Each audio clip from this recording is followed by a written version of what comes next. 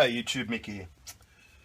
Right, I just want to do a bit of a video. I've had a couple of questions just in regards to how I sharpen my tools at home, but also I want to show you my field sharpening kit, also for when I need to touch up my blades in the field. But let's just start with how I sharpen my knives at home. Now, I guess to be honest, I'm not really sharpening my knives at home. I'm pretty much honing my knives. I don't let my knives get so dull that I have to sharpen it and remove metal from the blade. I kind of am a stropping kind of addict. Every time I use my knife, I give it a quick strop. If I'm out in the bush, I'll use my belt after I, even whittle sticks or baton something or notch wood for tent stakes or whatever. I give it a quick strop. Okay, it's just a habit I've gotten into, and for me it helps maintain my blade's edge where I don't have to sharpen it to remove metal. I'm just simply honing it. But if I do find a knife is dull, these two bodgy looking things, well, this is bodgy looking, is all I need to get my knife hair shaving sharp again. So I'll start with this. This is the Warthog sharpening system. Now, it does come with a guide, and this is the kit here. Okay, I've done a video on this a long time ago, but this is the kit here, and it comes with an angle thing to get the correct angle and all that kind of stuff and all that. I don't need to use that anymore because I've got it pretty down pat on what angle is correct for my knives. So simply, pretty much all I do is just grab my vise here, I put that in the vise, and when I do need to give it a bit of a, not a sharpen, but a decent hone, I just grab it, I know the angle, I know when it grabs, and I use the weight of the knife to hone it. Okay, now if it was chipped or really dull, then I would put more pressure. Okay, but I find just using the weight of the blade is plenty enough for me to get it sharp. Okay, now that's, I think, a 1000 or 1200 grit diamond plate. What I tend to use, and I can't find it now, is when this gets dirty, when the metal gets all covered onto the plate, I get a rag and just clean it. But what I find is a rubber, just a eraser. Get your rubber and just, get all the dirt off and make it smooth again. And that works really well. Now inside this, because sometimes I can take this out in the field with me, and this slides off, I've got some sandpaper in there too. I think that is, I can't remember the grit there, but it's pretty fine. So I keep that in there just as a backup, just to get it really kind of fine grit. But for home, this serves me well. I'll stick this back there. Okay. Now, this is my strop. It's just an old belt that I had, and you can see that there's a bit of green there, and this is some excuse me, I'll put my glasses on. Let's put this camera down again. This is the Warthog Blade Sharpeners Rouge. Okay. Now this is dried out a bit.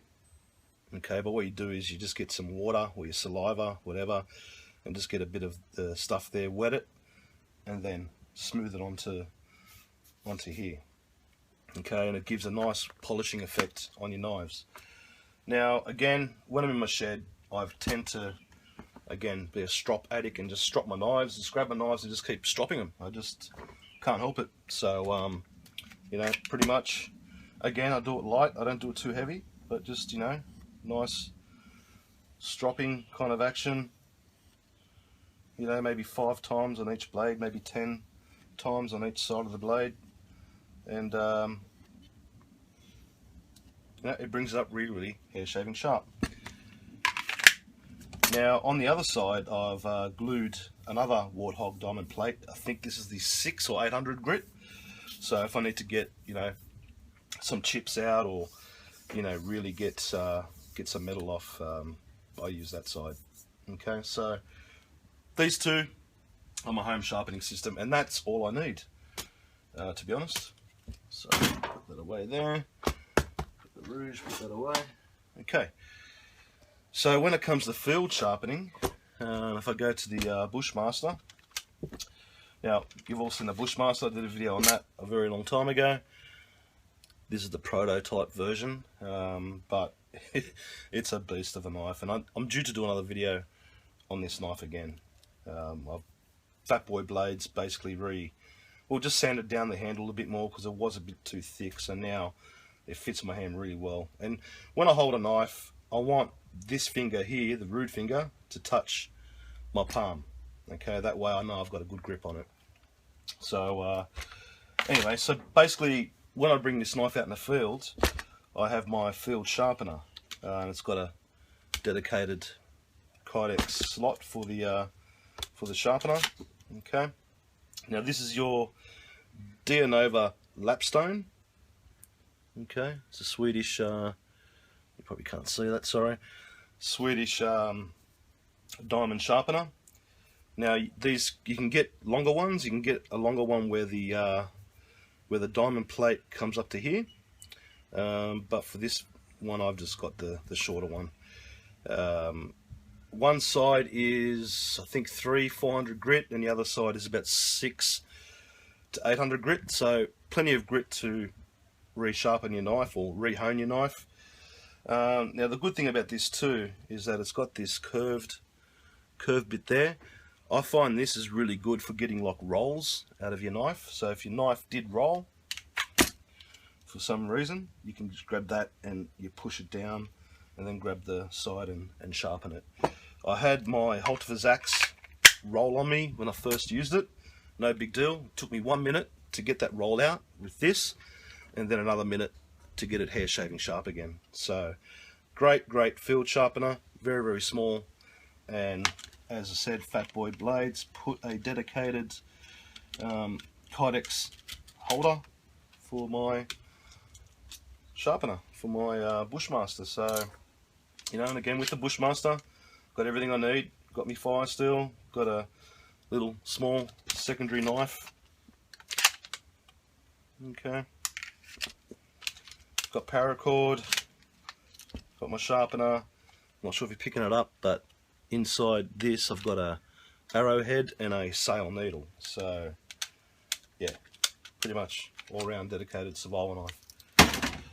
Alright, so in my field sharpening pouch, which I would take generally in my larger backpack when I'm on an extended kind of camp, I'll just quickly show you what I've got in here.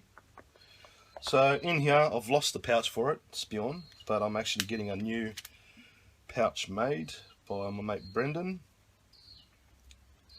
So I've got the DC4. We all know how DC4 is and how it works. Okay, so got that, just wrapped up in this material.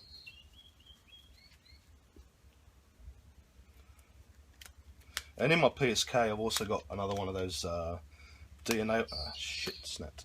Also got one of those another Dianova sharpening diamond plate. In here, I've got I've got what do you call it? Lanox. That's to treat blades, to treat wooden handles, and to treat leather. Okay, great stuff. I just put in this tobacco tin that I bought in Hawaii when I went there once. Okay. In here I've just got a little cotton sack, and in here I have a container of the polishing compound or rouge. It goes in there.